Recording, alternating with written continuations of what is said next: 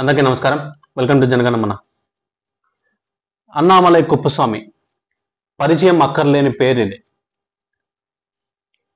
Tamil Nadu BJP అధినేతగా క్యాడర్ని mobilise చేసుకుంటూ, పీపుల్ని మొబిలైజ్ చేసుకుంటూ, ముఖ్యంగా యూత్ని మొబిలైజ్ చేసుకుంటూ తనదైన శైలిలో రాజకీయాల్లో దేశం వ్యాప్తం మొత్తం ఆకట్టుకునేలా తన వైపు చూసేలా తిప్పుకున్నారు. 2024 జనరల్ ఎలక్షన్లో బీజేపీ పార్టీ పిఎంకే పార్టీతో తమిళ్ మన్నిల కాంగ్రెస్ పార్టీతో పొత్తులోకి వెళ్ళి 39 స్థానాలకు పోటీ చేసింది. నేను కూడా అనుకున్నాను తమిళనాడులో ఈసారి బీజేపీ ఎన్డీఏ అలయన్స్ 15 సీట్ల వరకు సాధిస్తుంది అని. కనీసం 15 కాకపోయినా డబుల్ డిజిట్ ప్లేస్లోకి ఎంటర్ అవుతుందని నేను కూడా ఊహించాను. కానీ అనూహ్యంగా ఒక్క సీటు కూడా సాధించకుండా ఎన్డీఏ తమ ఓట్ షేర్ను అయితే భారీగా నమోదు చేసుకుంది. తమిళనాడు రాజకీయాలలో ఒక బీజేపీ నాన్ తమిళ్ పార్టీ ఎదగడం అనేది అంత ఆషామాషి విషయం కాదు. అది వెంటనే అనుకుంటే సాధ్యమయ్యే పని కూడా కాదు. అన్నామలై పాదయాత్ర కానీ, తమిళనాడు రాజకీయాల్లో కరుణానిధి, జయలలిత లేని లోటుని కూడా ఒక లీడర్షిప్ క్రైసిస్లో ఉన్న తమిళనాడు రాజకీయాల్లో కూడా ఒక ఆల్టర్నేటివ్గా అన్నామలై గారు ఎదుగుతారని, మరోపక్క సాయి దీపక్ గారు కానీ అన్నామలై గారు కానీ ద్రవిడియన్ ఫిలాసఫికల్ మోడల్ని ఎప్పటికప్పుడు సమాజంలో వారిని ఎండగడుతూ వాళ్ళు వెళ్ళే తీరు కానీ, వాళ్ళు ఆకట్టుకునే తీరు కానీ జనాలని కూడా ఎంతగానో మంత్రముగ్ధులను చేస్తూ ఉంది. ఇవన్నీ కూడా బేరీజీ వేసుకుని నేను కూడా 15 సీట్లు సాధిస్తాయని అనుకున్నాను. కానీ ఒక్క సీటు కూడా ఎన్డీఏకి నమోదు కాలేదు. డిఎంకే లాంటి పార్టీ, ఏడీఎంకే లాంటి పార్టీ, డిఎండికే విజయకాంత్ అధినాయకుడిగా ఉన్న పార్టీ తన మరణాంతరం కూడా డిఎండికే కూడా అధికంగా ఓట్ షేర్ కూడా నమోదు చేయడం కానీ,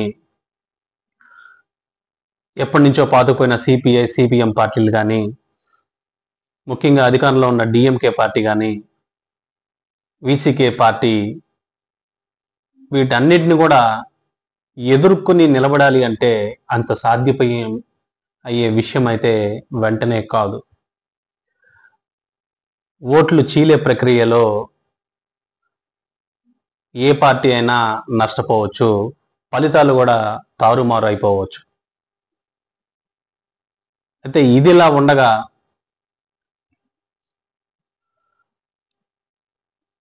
కనిమొళి గారు అన్నామలై గారిని బీజేపీ ఓడిపోవడానికి, తమిళనాడు రాజకీయాల్లో ఎన్డీఏ అలయన్స్ ఓడిపోవడానికి అన్నామలై గారి బాధ్యత తీసుకోవాలని కనిమొళి గారు నిన్న ఒక ప్రెస్ స్టేట్మెంట్లో ఇచ్చారు.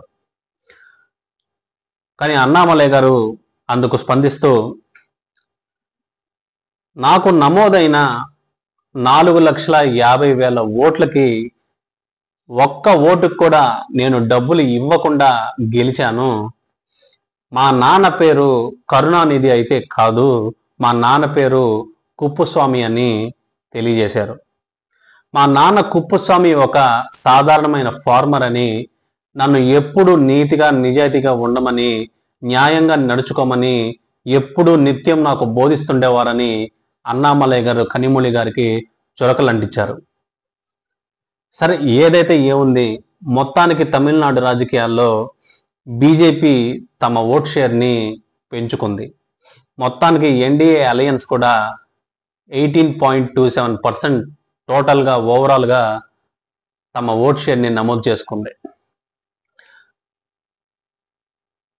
చెన్నై సౌత్లో కానీ, చెన్నై సెంట్రల్లో కానీ, నీలగిరిస్, తిరునెల్వేలి, తిరువల్లూర్, కోయంబత్తూర్, వేలూర్, మదురై ఇలాంటి స్థానాలన్నింటిలో కూడా, కన్యాకుమారిలో కూడా ఇలాంటి స్థానాలన్నింటిలో కూడా బీజేపీ పార్టీ ఎన్డీఏ అలయన్స్ 2వ స్థానంలో నిల్చుంది. బీజేపీకి నమోదైన ఓట్ షేర్ తమిళనాడులో 11.24%. కానీ కొంతమంది ఎక్స్పర్ట్స్ చెప్తున్న మాట ఏంటంటే నార్థరన్ పార్ట్ ఆఫ్ తమిళనాడులో 10 కాన్స్టిట్యుయెన్సీస్ ఉన్నాయి. బీజేపీ పొత్తులో ఉన్న పిఎంకే పార్టీకి అక్కడ చాలా వరకు ఓట్ షేర్ ఉన్నది కొంతమంది ఎక్స్పర్ట్స్ చెప్తున్న మాట. ఆ 10 కాన్స్టిట్యుయెన్సీస్లో 16.79% మాత్రమే ఓట్లు నమోదయ్యాయని కొంతమంది ఎక్స్పర్ట్స్ చెప్తున్నారు. ఓట్ ట్రాన్స్ఫర్ అనేది చాలా వరకు నార్థరన్ పార్ట్ ఆఫ్ తమిళనాడులో ఈ 10 కాన్స్టిట్యుయెన్సీస్లో నమోదు కాలేదని వాళ్ళు చెప్తున్నారు. అలాగే సెంట్రల్ పార్ట్ ఆఫ్ తమిళనాడులో డిఎంకేకి కంచుకోట లాంటిది. అలాంటి కంచుకోటలో ఎన్డీఏ అలయన్స్కి 12.42% ఓట్ షేర్ నమోదు చేసుకుంది. అలాగే వెస్టర్న్ పార్ట్ ఆఫ్ తమిళనాడులో సేలం కానీ ఈరోడ్ ఇలా నామక్కల్ ప్రాంతాల్లో 10% కూడా ఎన్డీఏ అలయన్స్కి నమోదు కాలేదు. అంటే ఇక్కడ కూడా చాలా వరకు ఓట్ ట్రాన్స్ఫర్ అనేది జరగలేదని ఎక్స్పర్ట్స్ చెప్తున్నమాట.